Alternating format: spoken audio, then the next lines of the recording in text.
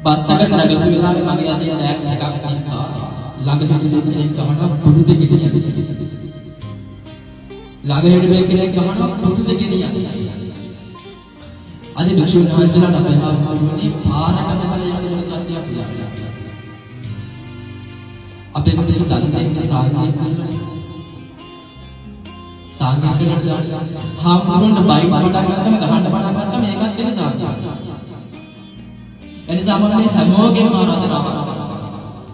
අපි හැමදේම එකම මට්ටමකින්මයි නේ.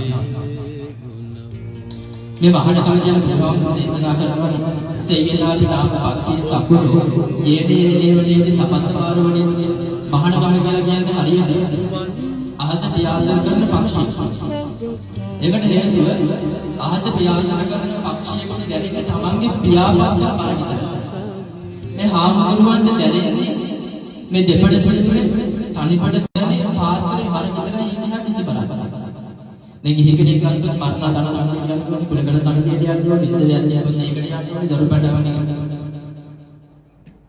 ඉස්කෝලේ වල ඇස්සින් වලට සම්බන්ධ වෙන ඒකුත් ආකාරයේ වගේ සමුදායක්. හැබැයි භික්ෂුන් වහන්සේලා කියන්නේ හරි සරල ජීවිත විදිහට. එනිසා මම හැමෝගෙම ආරාධනාවක් කරනවා. ඒක ආරාධනාවක්.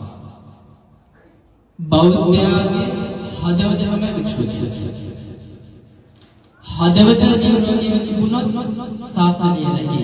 එනිසා මේ භික්ෂුන් වහන්සේලා මේ අනාගතයේ මේ සම්පූර්ණ ශාසනය රැක ගන්න උපරිම සේවාවක්